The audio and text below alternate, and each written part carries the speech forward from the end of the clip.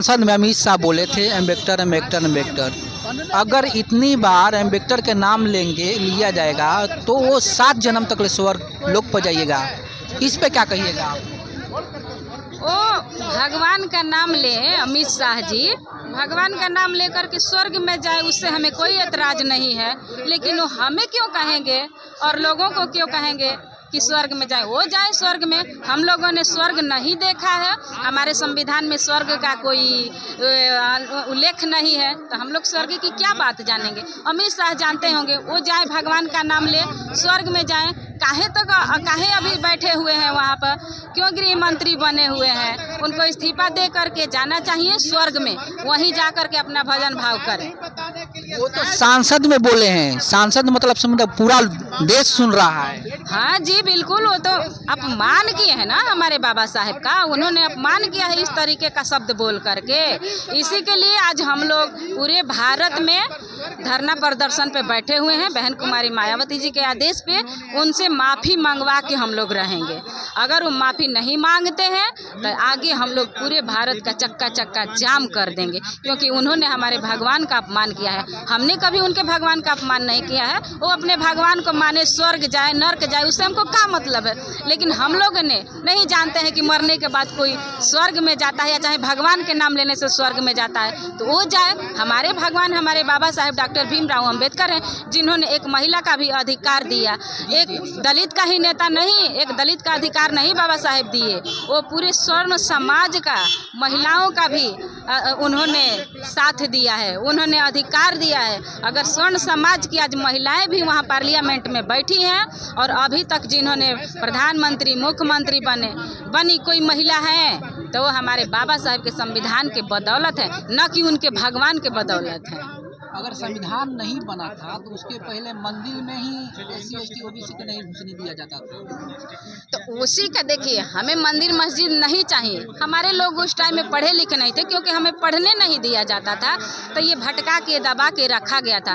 लेकिन इसी चीज़ का तो इलाज किए हमारे बाबा साहेब ने। हमें मंदिर नहीं चाहिए, लेकिन बाबा साहेब ने हमें मंदिर में घुसने का भी अधिकार दिलाया।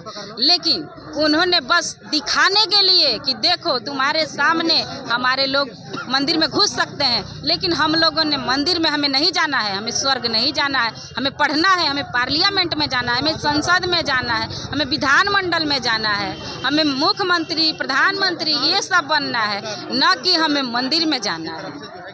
अभी 4-5 दिन हो गया ये कहे हुए सांसद में, लेकिन अभी तक स्टेटमेंट नहीं आया कि माफ़ी मांगेंगे या तो इस्तीफा देंगे। लेकिन हर पार्टी इस्तीफा मांग रही है या माफ़ी मांग रही है। देखिए, सभी पार्टियां नौटंकी कर रही है, तो सभी पार्टियां के बात हम नहीं कहेंगे। हम लोग देखिए नौटंकी करने वाले नहीं हैं, हम लोग ज़मीन से जुड़े हैं। जो भी बोलेंगे सत्य बोलेंगे। और बहन जी के आदेश पर आज 24 दिसंबर को पूरे बहुजन समाज के लोग पूरे भारत में धरना प्रदर्शन कर रहे हैं, और आज के बाद अमित शाह को माफ़ी मांगनी पड़ जाएगी। जी बिल्कुल।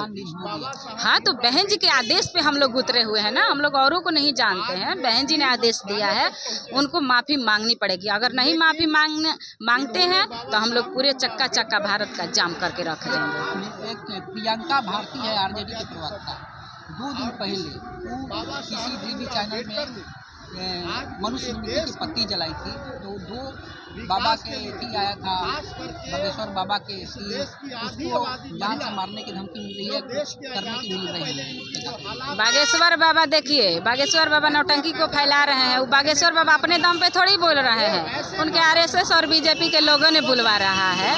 तो ये धीरे धीरे हमारे समाज के लोग, हमारी महिलाएं जागरूक हो रही है। उन्होंने मनुस्मृति को जलाई और फाड़ी, ये बहुत अच्छा किया, क्योंकि उसमें देखिए दलित विरोधी ही बात नहीं लिखा हुआ था मनुस्मृति में। महिलाओं को गुलामी लिखा हुआ था, महिलाएं कभी पढ़ नहीं सकती थी, महिलाएं कभी किसी पुरुष के साथ कंधे में कंधा मिला के चल नहीं सकती थी। वो सभी समाज की महिलाओं के बारे में लिखा हुआ था। तो इसलिए वो प्रियंका ने पढ़ी और गुस्से में आई और मनुस्मृति के पत्ती को फाड़ दी। वो बहुत अच्छा काम की है उन्होंने। समाज में जो मनुवादी लोग हैं, ब्राह्मण लोग, हाँ, सब कुछ नहीं।